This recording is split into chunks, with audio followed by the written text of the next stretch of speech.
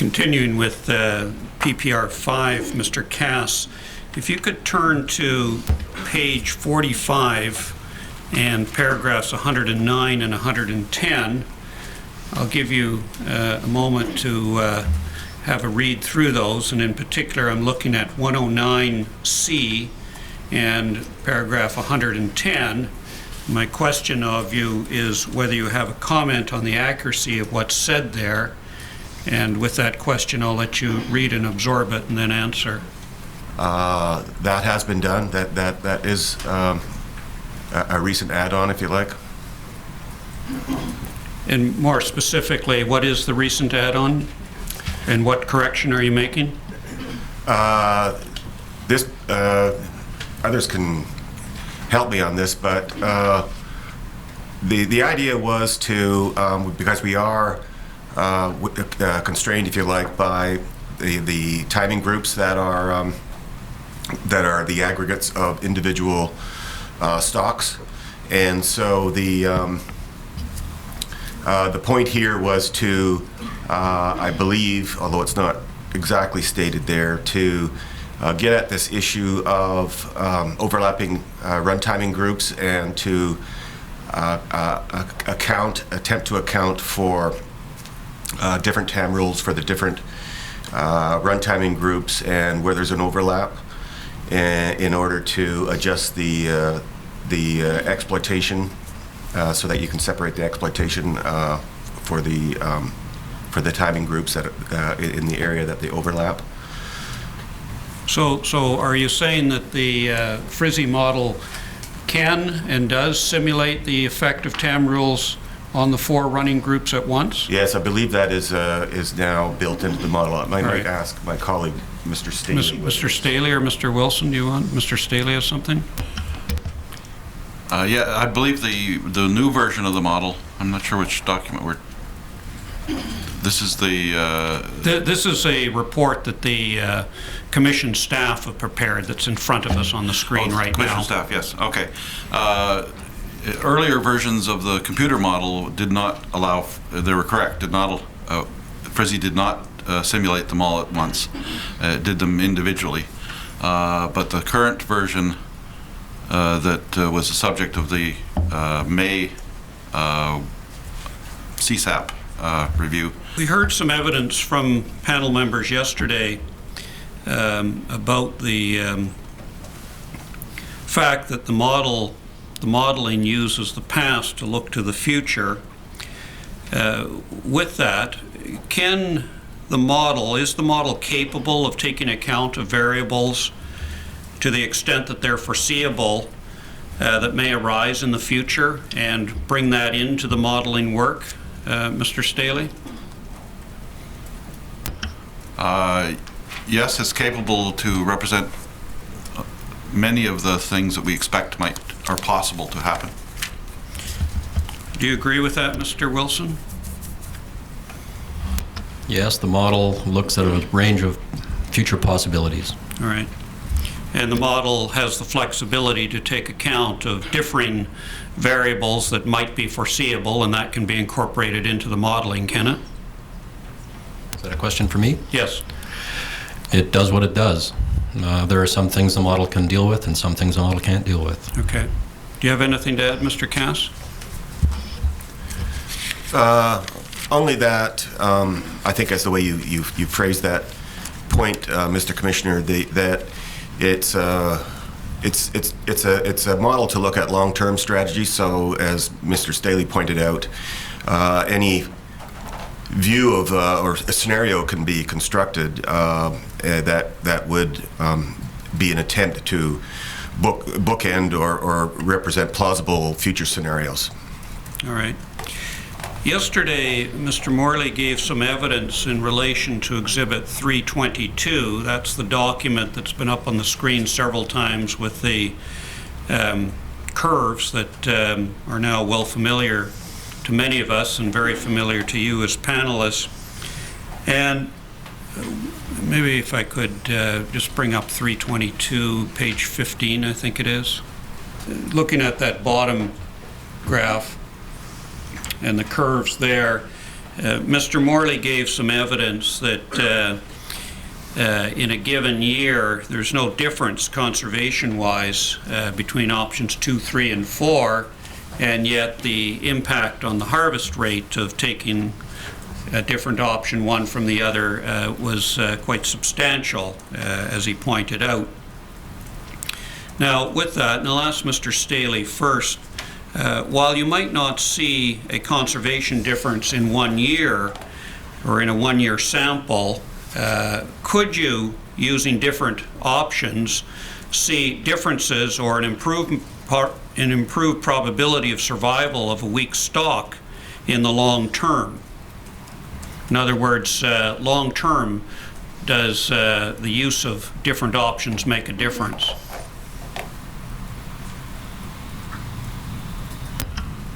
Well, I think that this, it's my understanding that this graph represents the, or at least the top panel represents the probabilities of, or occurrences, I guess, in the simulations of catches and escapements being above or below various benchmarks, but in the long term. So the graph at the bottom is more of a long term. However, these are sort of updated and reviewed on an annual basis. And but I look at this one particularly, and this may or may not be a good example of that the conservation, what might be considered conservation performance measures, such as the spawning escapement numbers, they're relatively insensitive, or I think very insensitive, to where you set the one lever or knob we have on these policies, which is the setback. So this example here, you'd have to say is, you know, is the long-term estimation that's in the models is that this particular model population is not sensitive. The two measures we have shown here of the escapement, and which are representative of some of the conservation issues, are relatively insensitive to which of the TAM rules is chosen. That would be my reading of this graph. Okay, I'm just going to ask if you could bring that down to plain language, and picking up on my question, are you saying that you would expect to see improved probability of survival of a weak stock in the long term using different options, or no difference? I would expect that depending on what the weak stock was, but this graph doesn't show us, isn't dealing with what we can, well, the early Stewart is currently weaker, but it's managed as a separate entity. But if there were a weak stock mixed in with this stock, it may behave different. The performance measure that is not modeled in FRSSI, if there is such a thing, and if we were able to construct those same performance measures for that, they may show some different sensitivity to which TAM rule you choose. All so right. I guess there's no yes or no answer. You need to tell me exactly what the not exactly, but approximately what the productivity and so on and the parameters were of that weak stock to be able to understand whether the difference in these TAM rules would have a consequence on on a conservation measure such as the escapements. Okay. Mr. Wilson, do you want to take a run at this? Have you got something to say in answer to my question? Not at this time. Okay. Mr. Cass? No, I think that's a good summary of what's in these graphs. Now, Mr. Morley, you opened this up to some extent with your evidence. You were speaking, as I understood you yesterday, no difference conservation-wise in the given year that this was being done for. But would you agree with me that while you might not see a conservation difference option to option in the year in question, would you expect to see improved probability of survival of a weak stock long term using different options? Mr. Commissioner, I believe the learned gentleman has misunderstood my comments yesterday. I said exactly the opposite, that what this analysis shows, as Mr. Staley just said, is that there is virtually no difference conservation-wise long-term between option 2, 3, and 4. There is this considerable difference on what might happen within a given season, depending on the size of run coming back. And that was the point I was making about one of the weaknesses of how the FRSSI model has been used to evaluate escapement options, because it is not demonstrating some of these significant differences that will impact on all users in the short term from applying some of these long-term models. And in fact, your question about a particular weak stock can't be answered by looking at this particular graph. I mean, and so you have to know what the characteristics of the weak stock and what levels of exploitation it can withstand in order to answer your question. All right, so the answer then is whether there's going to be a difference long-term will depend on the particular characteristics, the particular parameters that apply to the weak stock in question then. Yeah, assuming, I mean, as I say, we keep using these terms of weak stock, small stock, and what have you, and it's unless you get more clear as to what you're talking about and what the productivity levels are, it's very difficult to answer the questions. All right.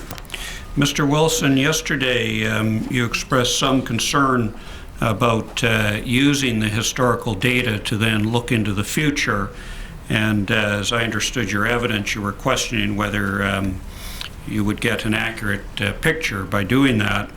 And you at one point said that one should look at the present. But will you agree with me that it is useful to look at historical data as an information source and to inform what could be happening in the future? Yes, I'd agree with you. It seems to me that consequence of your approach, and I'm taking 2010 as an example, and you referred to 2010 yesterday, is that you would say where there's a lot of fish hard, have a high harvest rate, even though it's not known what the impact of that would be on small or weak stocks, however you want to call them, that are mixed in. And you could thereby do damage unknowingly to those smaller weak stocks. Isn't that the case?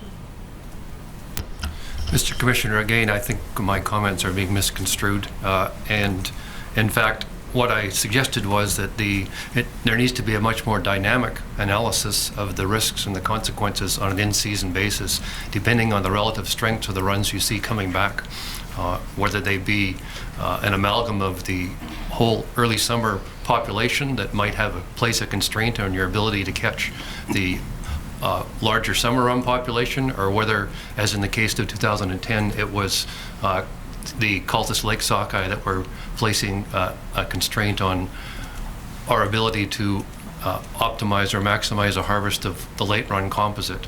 In 2010, I think the analysis that was done was based on a feeling or a forecast that in fact the population that we were concerned about, i.e. Cultus, was in fact coming back at a level that was much higher than what had been identified as being an objective to meet in the Cultus rebuilding strategy. I was on that Cultus rebuilding team that developed the objectives, and the analysis that was undertaken in season was one that said, instead of putting an extra 1,000 or 2,000 or 3,000 Cultus fish on the spawning grounds when we expected to see, based on the size of the runs coming back and the forecast for Cultus, a run of 10 to 15,000, that if we had held to the preseason exploitation rate that was in the TAM rules that were laid out in the plan, we would have given up somewhere in the range of 2 to 3 million sockeye in the catch for all user groups for the late runs. So that was an assessment done based on what we saw in season, rather than suggesting that we stick to TAM rules that are developed in the long run for a 40-year simulation based on some evaluation techniques that I think are suspect. You're referring to Cultus in the answer you just gave, but you know, of course, that there would in any given year, including 2010, be other weak stocks that we simply wouldn't have information about mixed in to the run, right? We certainly do not have any other stocks that so far have been assessed in the same kind of status as cultus. In terms of what levels of exploitation those populations may be able to withstand, I don't think you have the evidence to demonstrate that they couldn't withstand a harvest rate in the range of 50%. In fact, the evidence we do have is that the populations that are smaller populations continue to exist at some level within the river system and have been around for the last 80 to 90 years when we have had exploitation rates in the range of 75 to 80%. So I would disagree with you that we would be concerned about those populations. In your answer there, you seem to have hit on what I see as a fundamental difference of approach between some of the things you've said and, for example, the WSP. You seem to suggest that there should be evidence of harm, and absent evidence of that, you go fish, as opposed to in areas or in times or situations of uncertainty, one should be cautious. You seem to be very bullish, and the WSP takes the opposite approach. That's a fundamental difference between your thinking and the WSP, isn't it? With respect, Mr. Commissioner, I don't think the WSP has been fully implemented to the point of having reached those conclusions as to what the appropriate mix is between yield and biodiversity in the Fraser.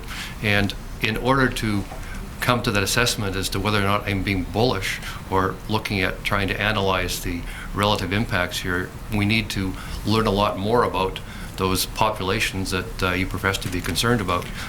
We have not had an official assessment of those populations. We have not had an analysis of what is causing those populations to be in the state they're in.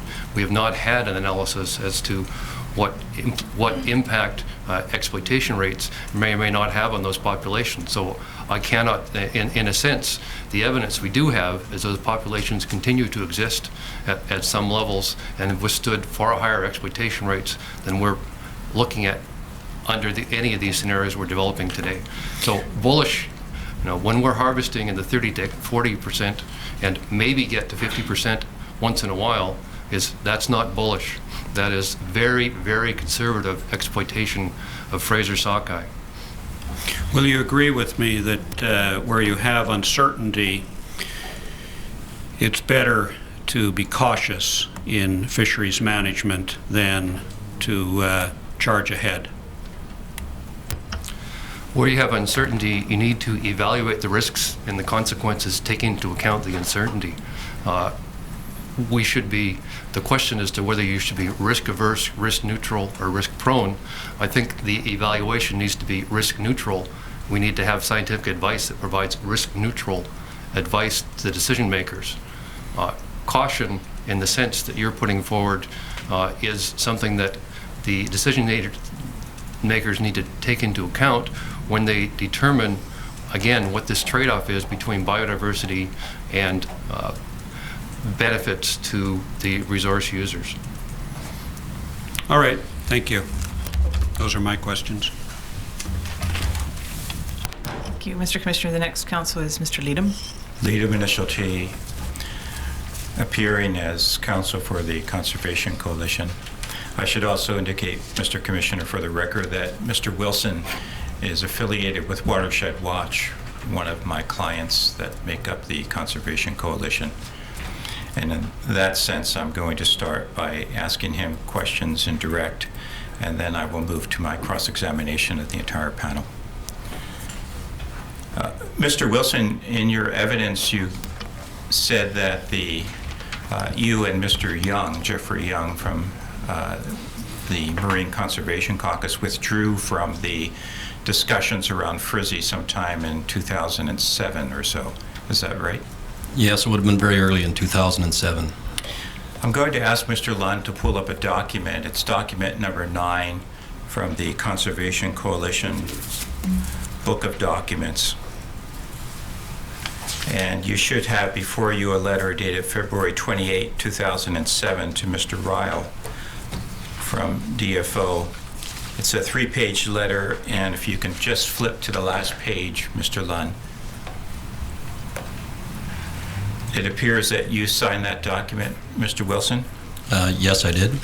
And does that letter spell out the reasons why the Marine Conservation Caucus suspended involvement in the FRSSI? Yes, it does. Might that be marked as the next exhibit, please? Exhibit 312, or I'm sorry, 412.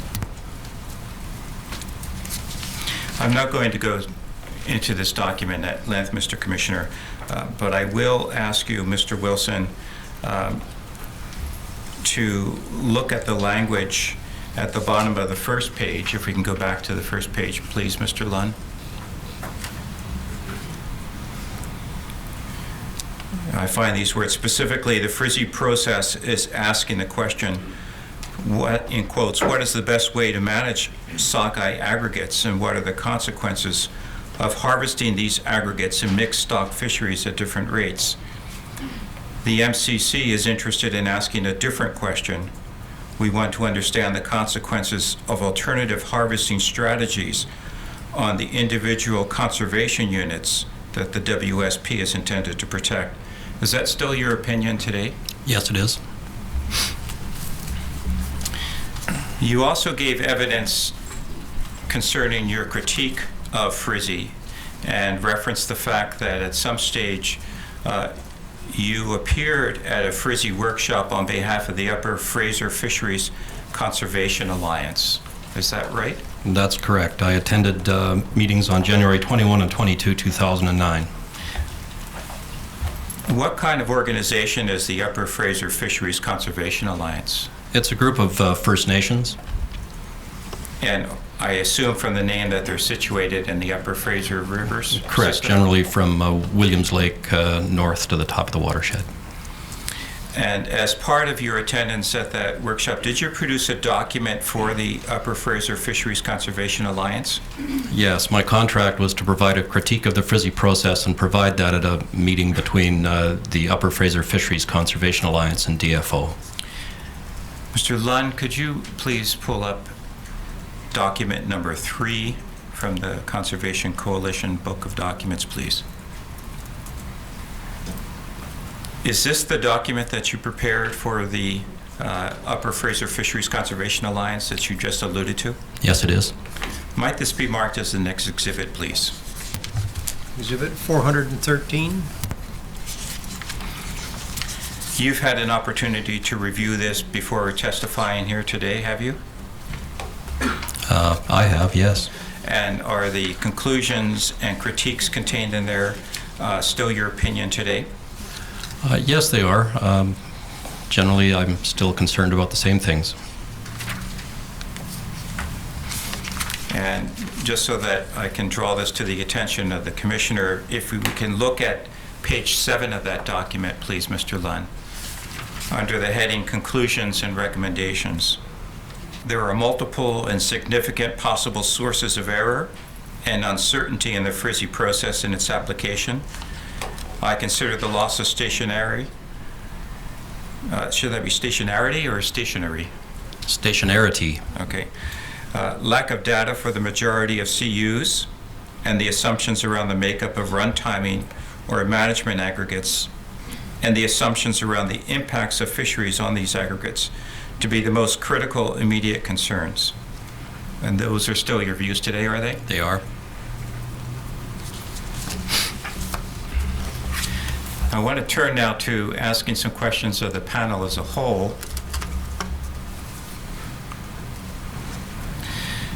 And I want to begin by asking any of the panel members, and you have to excuse this question because I am not a modeler and I don't quite understand how the model functions. But who runs the model? How is it handled? Mr. Commissioner, the model is run within DFO. There's a team associated with that. There is a consultant, Gottfried Pestel, who has the pen, if you like, on any technical issues or add-ons or changes to the model that are agreed to in the spirit of developing the capability of the model fuller. And you mentioned, I think Mr. Cass and some of the other panel members mentioned some of the variables that are fed into the model. So I gather from that what occurs is that various simulations are conducted of the model to produce certain results that emanate from that model. Is that how it works?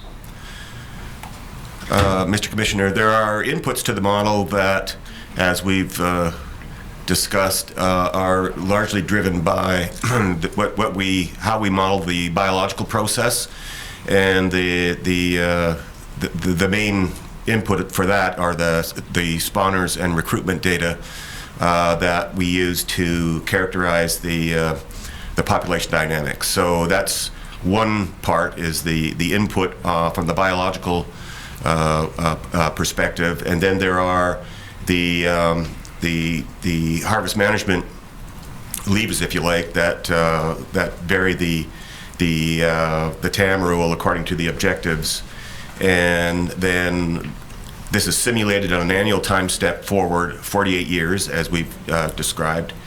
And then the output is used then to assess the performance of those inputs, including the TAM rule, assess the performance of those inputs in terms of the objectives that is used in the model. So I take it from your answer then, Mr. Cass, is that, and if I can just break it down and make it simple so that I can understand it, is that numbers are put into this model, and then some numbers are derived from the model, and then somebody takes those numbers and provides advice to somebody else in terms of management decisions that are made then on the fishery. Is that generally, from a simplistic perspective, how it works? Yes and no. I mean, the objective is to look at the consequences of alternative management strategies in the long term. So the consequences are in terms of the performance of the range of harvest management scenarios and the biological assumptions about what's driving the biology. And so those consequences are really the output of what the model, the tool, provides. Obviously, then somebody then conveys what the model says to the managers. Do the managers have some appreciation, in your view, to how the model functions and how it works? Well, certainly the key DFO managers that have been part of this process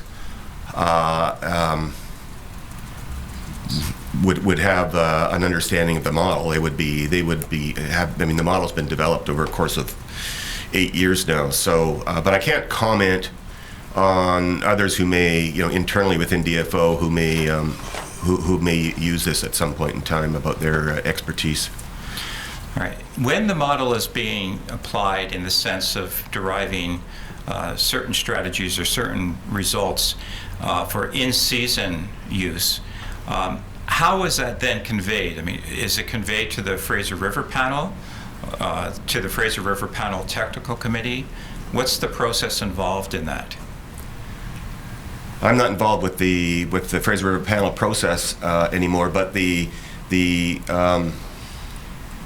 process that occurs is the sort of pre-season management planning time, which is starts up in a month or so. But the FRSSI would be used to generate the tables that you've seen in the various management plans. So at various run sizes, the FRSSI, the TAM rule, will be used to identify the escapement, the target escapement, based on the runs. All right, I think I'm getting it now. So when Ms. Grant came and gave evidence, and she had lists and lists and tables and 50% probabilities of return and 75% probability return, those numbers actually came from the FRSSI model. No, those numbers are from the pre-season abundance forecasts that currently Sue Grant is responsible for.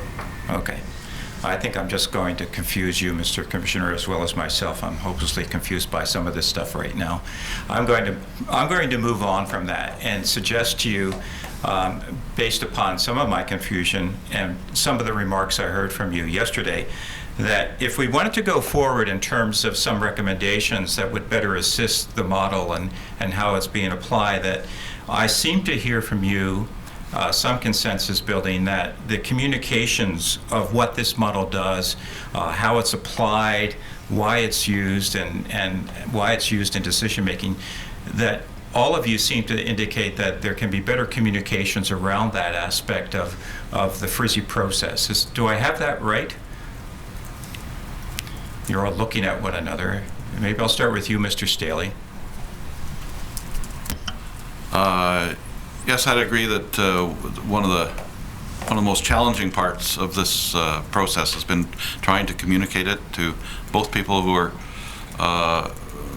who have some educational capacity to absorb it. They even have difficulty, but it's also those who have not had exposure to the kinds of these kinds of tools in the past. They're communicating to them is a challenge, and I think that's certainly something that would benefit from more effort. Would you agree with that, Mr. Morley, that better communication of what the model does and how it works would assist the people with whom you're connected with the commercial fishing sector?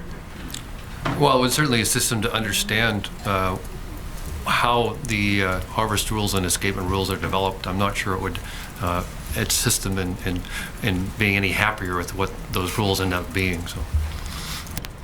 And Mr. Cass?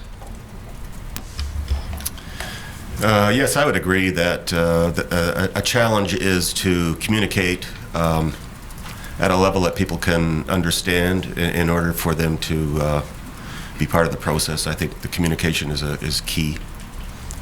And finally, Mr. Wilson? Yes, I agree very much.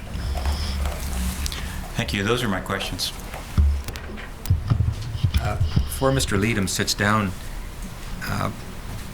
I'm going to try. If we take 2009, the evidence I've heard at this commission is a much lower run than was expected or forecast. And 2010, and the evidence I've heard is a much larger run than was forecast or expected. Take me through, if you can, Mr. Cass, the preseason, in-season, and post-season use of the FRSSI model. And I'm understanding that there's a point in time before the fish arrive when there's a lot of discussion taking place around what might be expected. But as Mr. Leadham alluded to, when we get to the point in time when the fish are showing up, what happens on the ground and what happens postseason? So, because I look at, maybe I can just frame it by looking at tab 6 in your book, which is the 2010, I don't know what exhibit it is, but the updated methods for assessing harvest rules for Fraser River sockeye salmon. And on page 5 of that document, which may be on the screen, I don't know, it's the model overview under methods. It's tab 6 and page 5.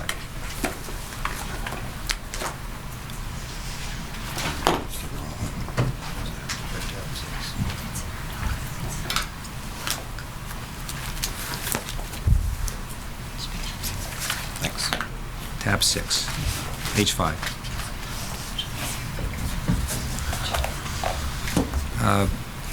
It says this: the model is simply a thinking aid, a consistent way of linking and tracking some of the many considerations that are debated during the annual planning process.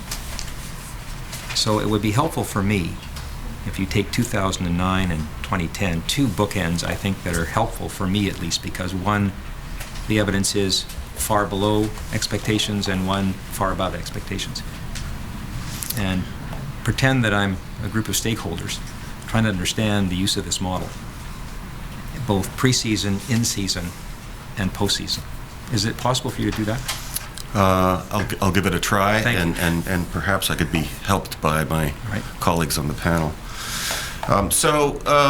Pre-season, there's a model that we have that, as is stated in this document, is I'm not sure I'd use the words a thinking tool, but it's certainly a guide to develop an escapement plan. So the objective pre-season is to look at, take 2009 for an example, look at the pre-season forecast of abundance that is prepared by DFO, and the abundance forecast is cast in terms of a probability distribution. So it's not a point estimate, but you have before you an estimate of the run size and the uncertainty around that run size. So moving from the work that FRSSI does is to then take, in the preseason planning process, is to take that forecast and look at ranges to evaluate different fishing scenarios. And Mike Staley may be able to help on the details of that. As I say, I've been removed a bit from that process.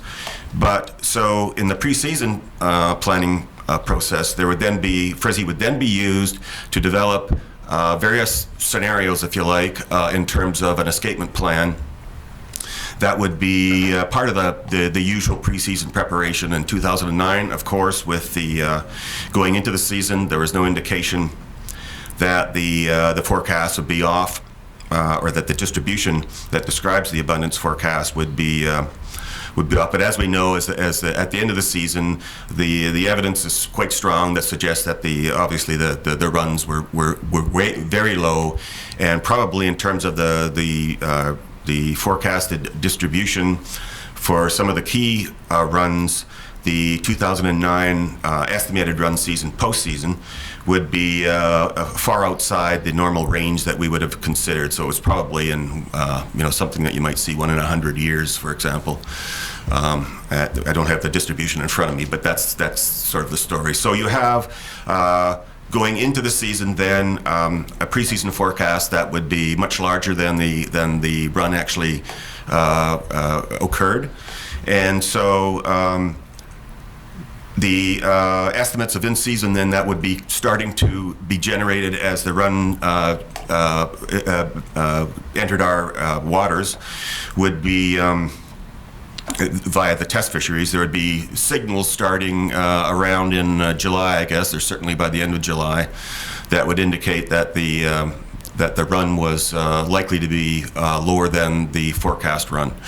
So with the TAM rule and the escapement plan, because the TAM rule is designed to identify the target escapement based on the estimated in-season run size, there would then be a target escapement that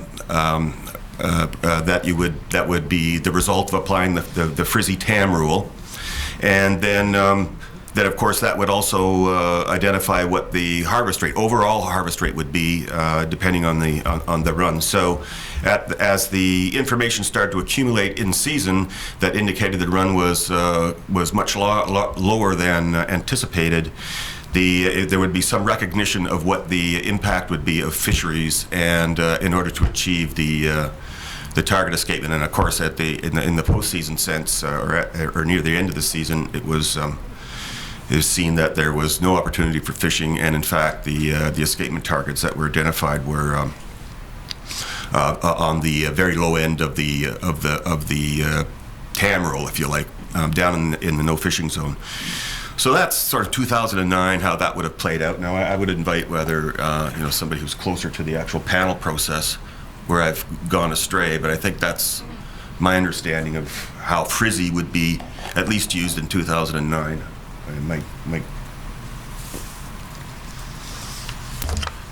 I think, to get a little more clarity on it, the FRSSI model itself probably isn't used in season at all.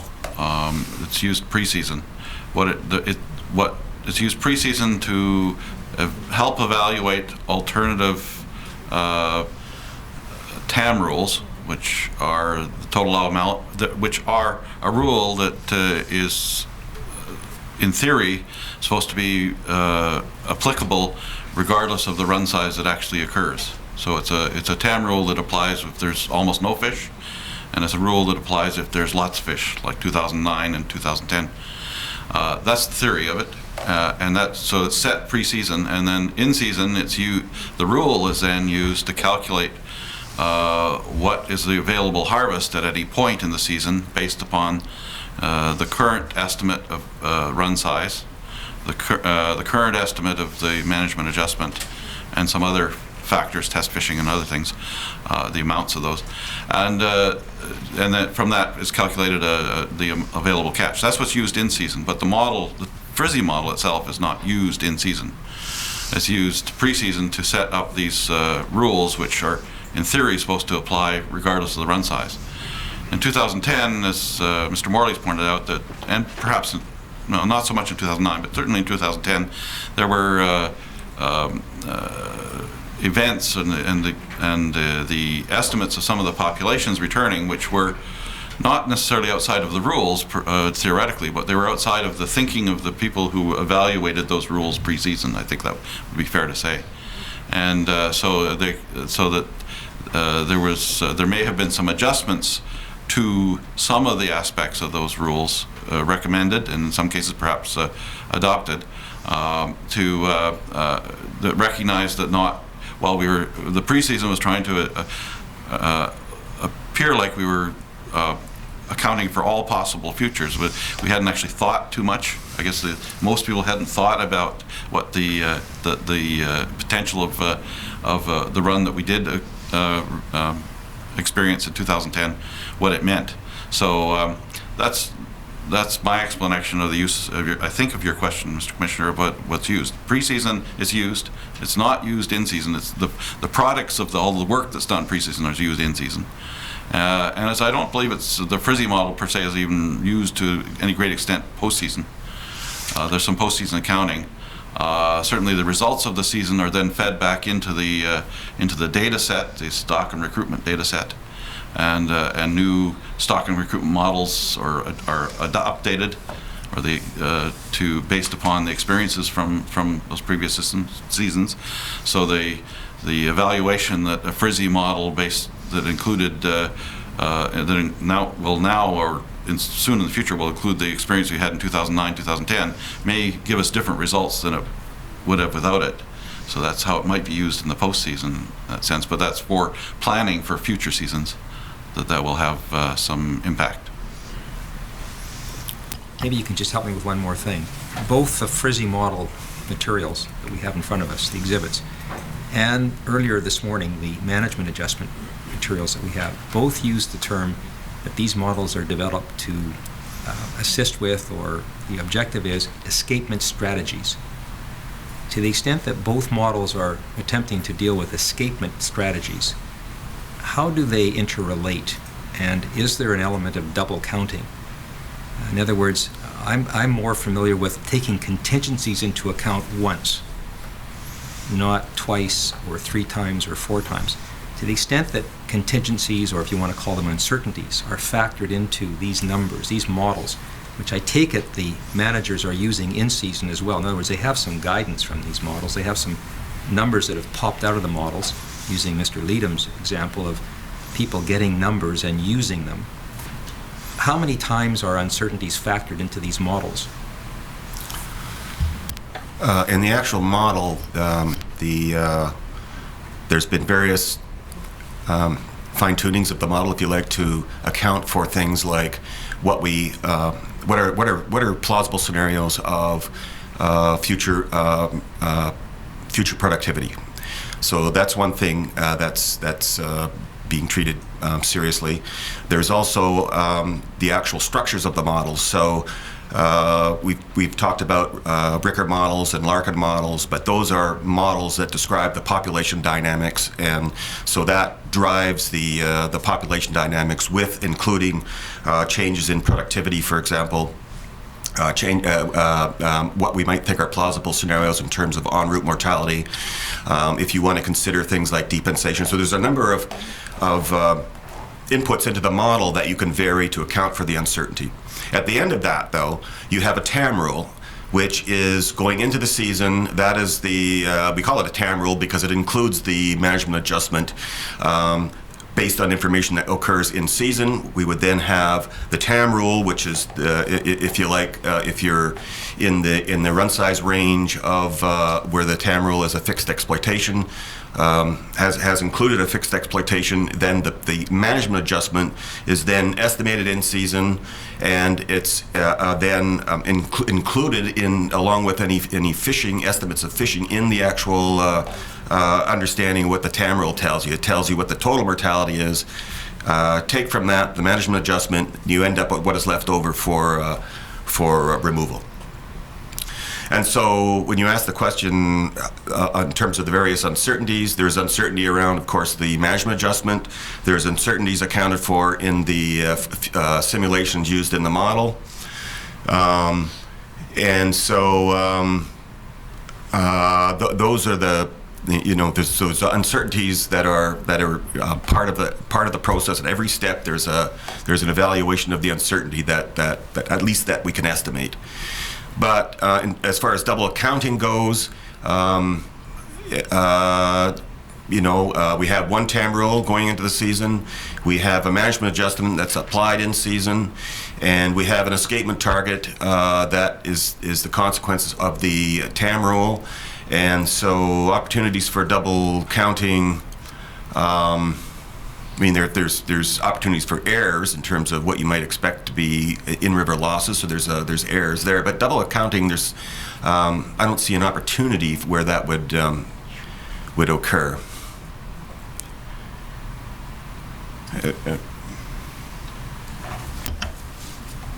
I think you explained it correctly. I think one of the problems perhaps people are having is the use of the free exchange of the use of the word the management adjustments with what the actual mortality might be. The management adjustment is exactly that. It's an adjustment that management takes to try and account or try and best offset or ameliorate, or I forget the word, the effects of mortality or losses in the river that may occur. So in the context of FRSSI going in its analysis, it's not really modeling the management adjustment. It's using a historical representation of the kinds of differences that have occurred in simulating forward.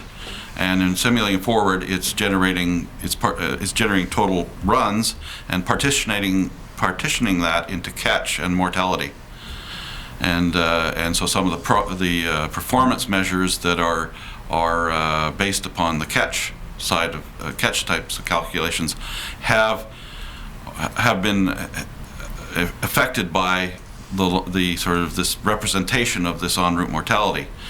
Once we get in the season, then the concept of the management adjustment plays, and that's where we try to compensate for any potential losses, be they mortality or other losses, in the management of in calculation of what's available to harvest. Yes, Don Rosenblum. I appear for Area B, Sainer, Area D, Gillnet. I'd like to feed on the theme of what we have just been discussing most immediately, and speaking to the in-season processes. You have already told us that the FRSSI model is not applied for in-season management decisions. Mr. Morley has testified yesterday of the I believe his testimony of the inflexibility of making changes in season in light of the results that are coming out of the test fishery and the early fishery. First question to you in respect to in-season fishery is, are you satisfied that there are appropriate parameters for the managers to make in-season management decisions through the course of the fishing season? That is my first question. In other words, that FRSSI is not an applied principle, and you're applying other principles as discussed, including adjustment issues. Are you satisfied that all stakeholders would have an appreciation how the decisions are being made by management in respect to in-season decisions? I mean, as I said, I don't know that a lot of the stakeholders are fully understand exactly the things that everyone here is struggling with in terms of how a TAM rule works and how the management adjustments play into it and how it changed in the course of the season. So I'm sure there's a number of people who don't understand how the managers are making those decisions in season. I think to me the key point is that Mr. Staley talked before, and so did Mr. Cass, that some of the scenarios that we're seeing happen on a more regular basis are outside the realm of what we had anticipated in the preseason planning, and and my analogy to how this works right now is that the DFO is trying to develop a cookbook for managing this fishery and put it into the IFMP and say, based on our analysis of all these scenarios, if X happens, turn to page 89 in the IFMP and we will implement Y. Okay, and just whatever the rules are, we'll do that. And so in order to do that, you have to anticipate a lot of things that might happen, because we've seen there's a lot of variables around these fish. And in fact, you spend a long time trying to develop what-if scenarios for things that, for many things that actually will never happen, because in fact, 99% of the things that you're trying to plan on will never happen. So you're spending a lot of time developing those kind of rules. And yet, in fact, what we've seen happen more lately is that what does happen is something you didn't anticipate. And so I guess from my point of view, the strict cookbook approach that's been developed is insufficient for managers to be able to react to what actually happens in the season and try to meet some broad objectives for conservation and sustainable use. And that's where I think the managers need something more than what's been given to them in that cookbook. And can you give us a sense of what that more is that should be given to the managers so that there is better predictability by all parties to the process of in-season management?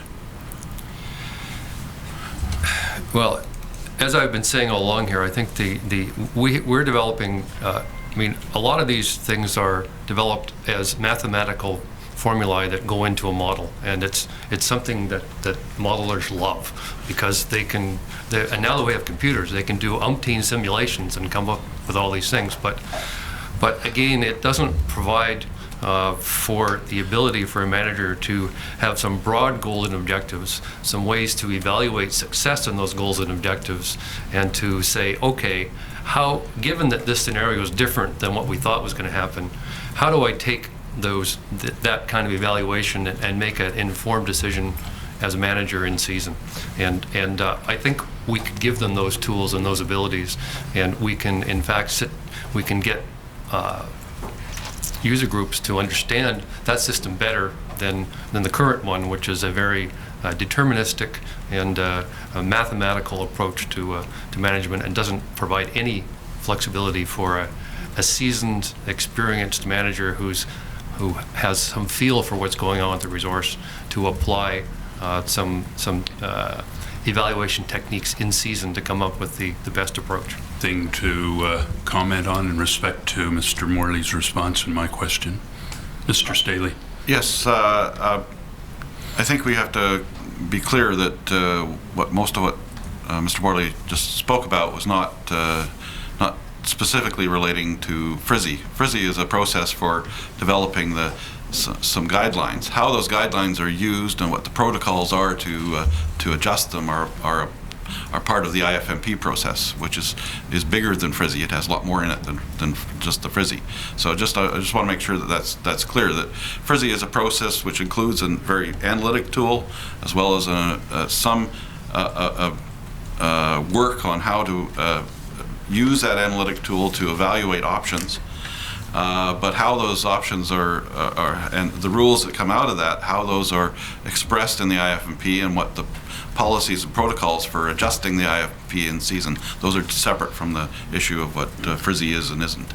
I appreciate that, but in the course of the parties formulating, applying the FRSSI principle and formulating the integrated management plan, there is expectation to try to get your calculations as accurate as possible so that you don't have in-season management decisions. You'd agree with that, wouldn't you? That would be an objective, but how often we can meet that objective is... All right.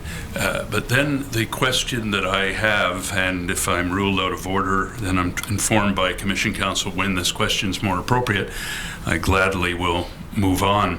Mr. Morley testified of the inflexibility in season in making changes to what is the integrated harvest management plan, which is founded upon a FRSSI principle. Mr. Morley, why did you say that? Why is there that inflexibility from your perspective? Well, again, it does relate back to the IFMP process, and the approach currently is that the whatever rules are laid out in the IFMP process are signed off, as we see, by the minister on the pre-season plan, and the process to get ministerial change to some of those details, I think, is a very involved, detailed process going up through the bureaucratic chain. And most of these decisions are ones that, and most of these circumstances take place in the middle of the summer when many people are away and very difficult to get hold of. So I think it's a very cumbersome process to have to go back for every minute detail in that plan to get a ministerial sign-off on a change. Has that inflexibility, from your perspective, been prejudicial to the resource and certainly to the harvesters?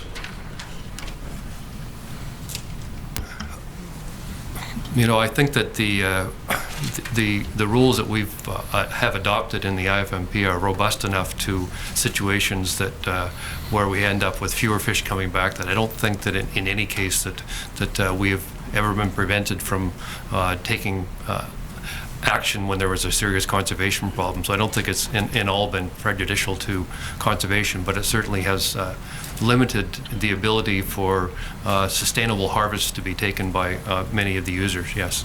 Thank you.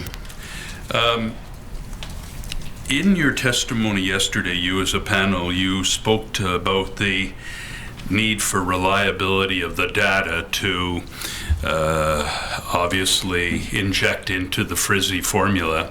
And if I understood most of your evidence, and I'm just generalizing, there was, I thought, a general sense of comfort by you with the reliability of that data, assuming that I have accurately spoken of your testimony, and particularly you, Mr. Morley. I ask you this: there is testimony before this inquiry, and I appreciate you don't sit here day in and day out, fortunately. And there is testimony, for example, and I'm happy to start bringing documents up to the screen, but I don't think it's necessary, of correspondence between Mr. From the Fraser River panel directed to the commissioners of the Pacific Salmon Commission, expressing concern about stock enumeration, deficiencies of stock enumeration, and not meeting treaty obligations between the two countries. And in testimony given last Thursday, again, where you would not have been present, I was cross-examining Mr. Whitehouse, and he acknowledged in testimony, and again I can refer you right to the transcript on the screen there if you wish it, that indeed there has been ongoing communication between the Commission and DFO regarding the insufficiency of data in terms of stock enumeration that has forced DFO to take remedial steps to try to upgrade the deficiencies, the shortcomings. My question is this: are you familiar with the fact that there appears to be tension between the Pacific Salmon Commission and DFO as to whether they're meeting their stock enumeration responsibilities so that there's compliance with the treaty? Yes, I'm certainly aware of that, and I did look at some of the testimony from at last week's hearings. I think that the issues that perhaps were not fully canvassed in that testimony and that bears onto this FRSSI process here is that when we talk about the 19 modeled stocks here, that most of them are of a sufficient size that we are getting reasonably good estimates of spawning escapements. The issues are perhaps more acute and more difficult, and you talked a little bit about the stocks between the 25,000 and 75,000 threshold and the deficiencies that were identified and problems that have been there and tensions between the Salmon Commission and DF over undertaking those analyses. What wasn't spoken about was the populations that are of a smaller size than that, which are some of the ones that clearly are potentially deterministic if we are to listen to some people's interpretation of how the wild salmon policy might be applied and could have significant impact. And I think that in those smaller populations, undoubtedly, I don't think that anyone on the panel here would disagree that we could have a lot more effort put into it to get a lot more accurate understanding of what's actually happening in those populations. Mr. Morley, with the smaller stocks that may have a deficient or inaccurate data, does that not have a huge consequence to the FRSSI model and to the outcome of the harvest plans for any given year? Well, in fact, it doesn't have a huge consequence to the FRSSI model because the assumption is that they are acting the same as the stocks that are modeled, and so that they are what? I'm sorry. That they are have the same productivity essentially as the stocks that are being modeled. So it's not if we're deficient in data on some of the smaller populations, it won't impact on what the results are in terms of the FRSSI model itself. But it will impact on harvest decisions, will it not? Only to the extent that there are specific harvest decisions for something like Cultus put forward separate from what would be coming out from the run timing aggregates in the FRSSI model. With the FRSSI model, it has been said, and again, Mr. Morley, I focus on you, but I think others have really said it, that the FRSSI model does not incorporate into its analysis, for want of a better term, socioeconomic issues, and you did say that, Mr. Morley. Did you not? I said it in my opinion, doesn't adequately canvass socioeconomic issues, yes. And that economists, I'm going to suggest to you, were not part of the team that developed the FRSSI modeling. Is that not fair to say? Not intimately in terms of developing the model itself. I think that the Compass Research Group perhaps had people who have some economic training involved in it, but the kind of approaches that are undertaken in terms of performance indicators and the analysis undertaken, I wouldn't consider to be a socioeconomic analysis. And so it's fair to say that FRSSI does not employ any cost-benefit analysis approach to evaluating options. That's correct. And it's also fair to say that FRSSI does not incorporate any habitat issues or options when addressing FRSSI, the formula. Yeah, I think we had quite a bit of discussion about this yesterday, and yes. It does and it doesn't, but it certainly doesn't look at using habitat as a lever for addressing future production in terms of making alterations to habitat to improve productivity. No, it doesn't include that. Precisely. Now, before I go to what is the thrust of my questioning in this area, do any of the other panel members have any contribution to make what Mr. Morley has responded to so far? So, Mr. Commissioner, on the habitat side, just wanted to clarify that Mr. Morley's correct in that there has been no alterations to account for case-specific habitat changes that may have occurred, but it does include at the very root of the stock recruitment analysis that occurs. It does account for habitat capacity in that sense. So habitat in the sense of how many sockeye can you seed a given piece of real estate with. It does account for that, if you like. Indirectly, in that your spawner recruit figures will be partly dependent on the habitat environment. Is that fair to say? Yes. Yes. Okay.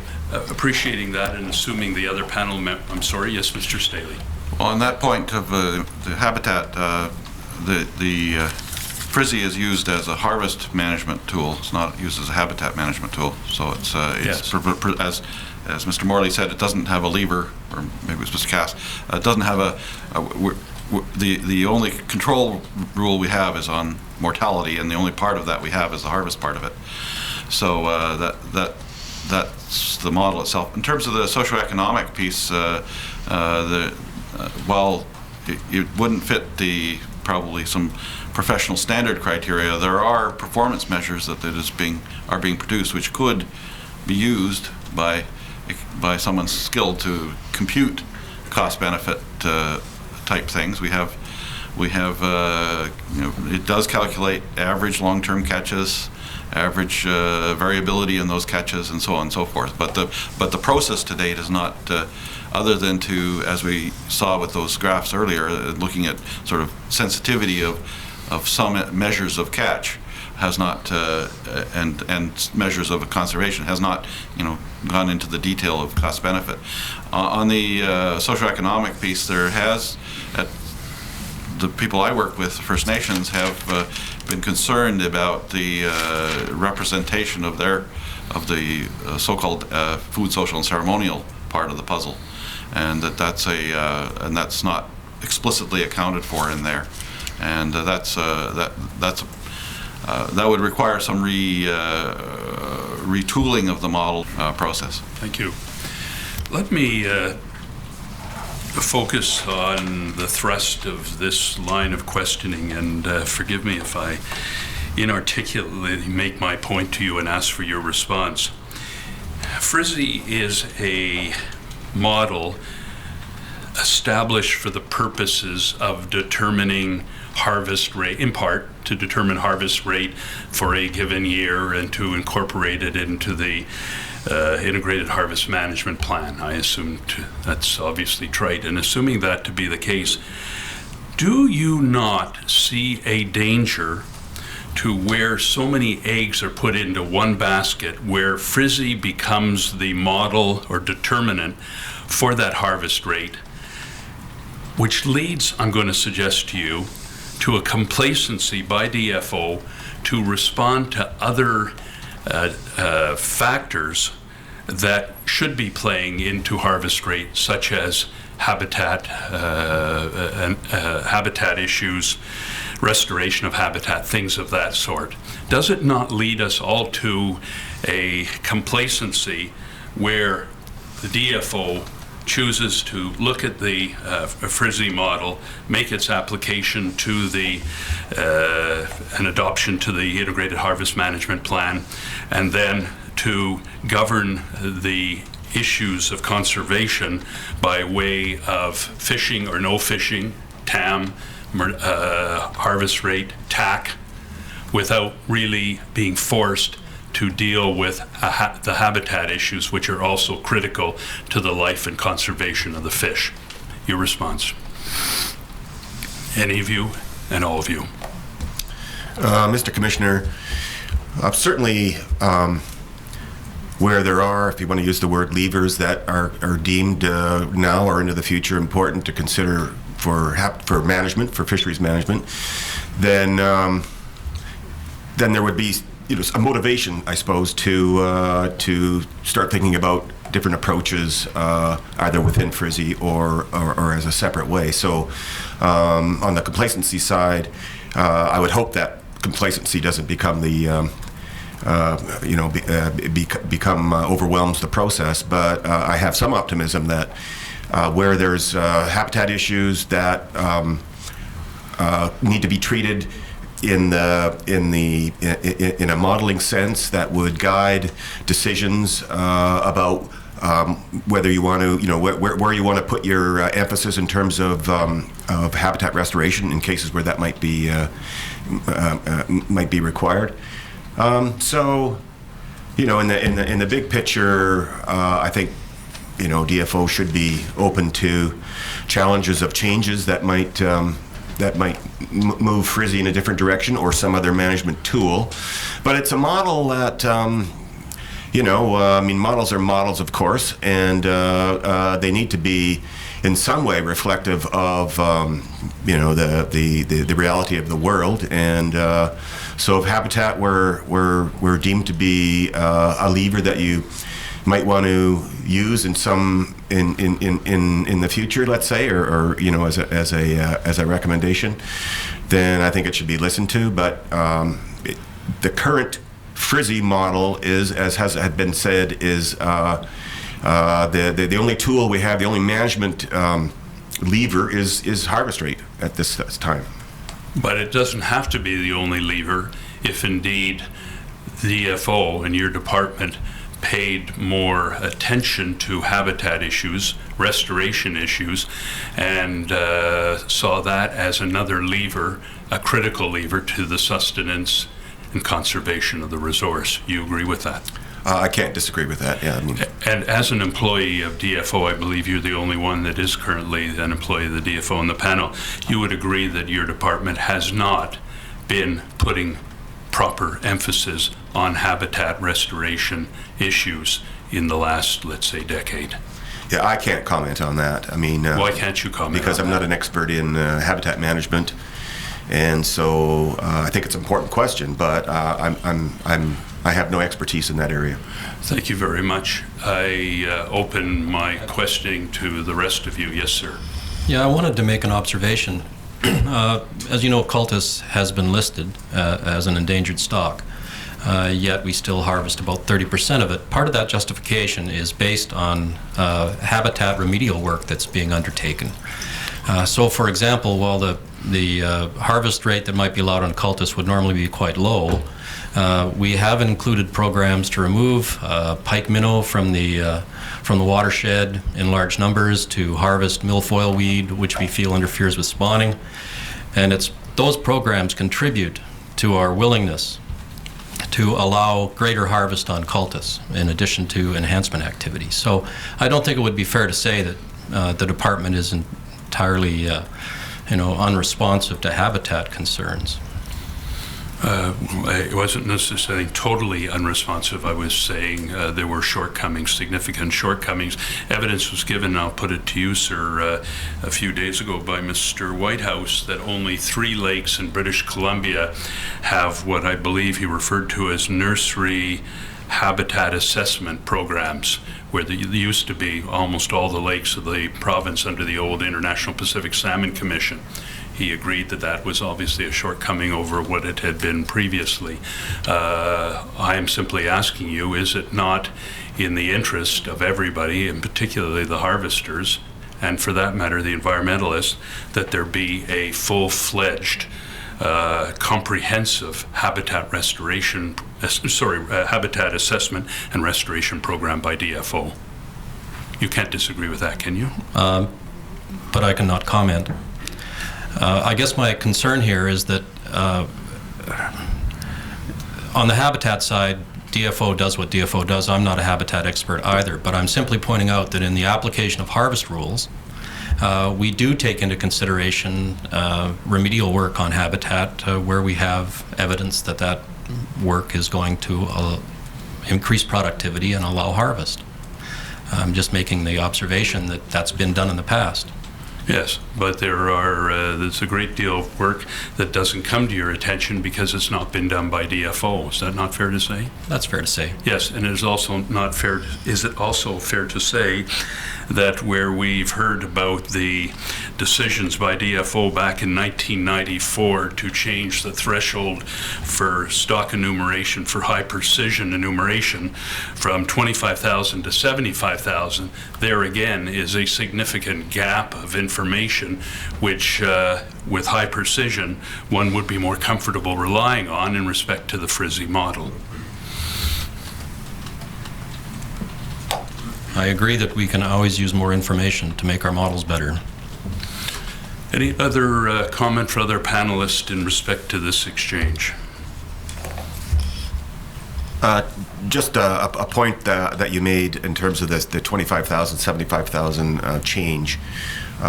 You said may have significant consequences, something like that. And there is work now to look at, you know, what are the consequences of that change. So there is some work to look at that.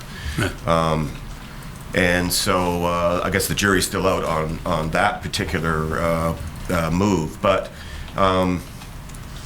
Yeah, there's reducing programs on monitoring, for example, escapement enumerations could have an effect on the precision of estimates. On the what? On the precision and accuracy of estimates of escapement that would be used as a measure of how well you're doing in terms of performance. Yes, and that, sir, in turn has a significant effect, among others, to the fishers of the province with a determination to what extent they will be able to harvest. You're nodding in the affirmative. Yes, uncertainty in escapements could have an impact on decisions that affect harvest. In fact, a dramatic impact. I haven't seen any analysis that indicates what the impact would be, but. Thank you. The other two of you, any comments?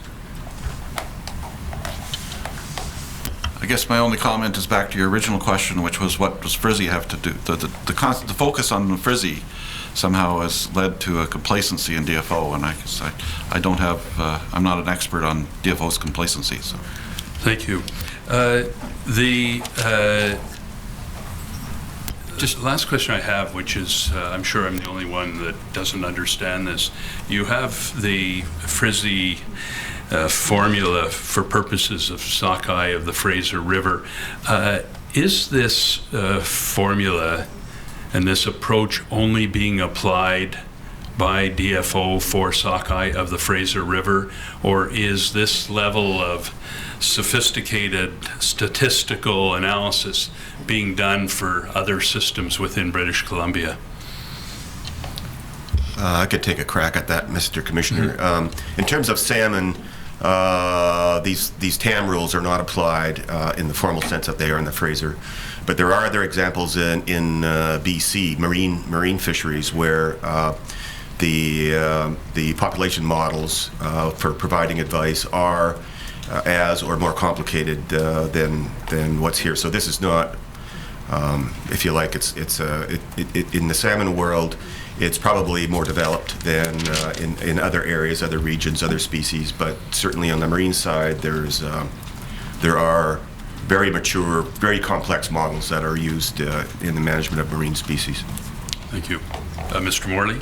I just had one comment on your last question that I didn't get a chance to put in, Mr. Commissioner, and that is your view of the FRSSI and approach to harvest management having DFO being complacent. I wouldn't call it complacent. I think that, and again, going back to the example that Mr. Wilson presented in terms of cultus, I think it is when DFO is presented with a problem as to whether there's a conservation issue or whether there's with a particular stock or a run, it is dealing with harvest management is their easiest approach, and that something over which they have a great deal of control in terms of trying to manage a population and can see immediate impacts, and the costs are not borne by the government of Canada. There's no out-of-pocket money from DFO's budget in order to protect a stock. When you're dealing with something like Cultus Lake, and I sat on the Cultus recovery team and was intimately involved in looking at all the strategies, and the modeling work that was done in conjunction with that is sort of expanding on what Mr. Wilson said. In fact, demonstrated that that harvest management was not really deterministic of the future of Cultus Lake Sockeye. That in fact, unless some of the critical issues to do with freshwater survival and potentially some of the issues to do with the ocean survival, unless something was done to improve freshwater survival, or unless ocean survival picked up, it didn't really matter whether you harvested cultus at 50%, 70%, 30%, or zero, okay? The future of cultus as an independent wild population was more than likely in serious question, and that without doing something else, that we could very well not see cultus survive, and that in fact trying to address those other issues does cost real money. The real money so far for the major program that's been undertaken of predator control and even the milfoil work has come from the commercial fishing sector. It has not come from the Government of Canada, as we've heard. And so the Government of Canada has again, is in terms of your question about complacency, is certainly the first place they turn when dealing with an issue is harvest management, because there's no direct cost, but there potentially are considerable costs to society and to commercial recreational and First Nations fishers. But some of the other cases, and in cultus, for example, unless we do some of these other things, that harvest management is not going to be effective. Hearing is now adjourned until 2 p.m.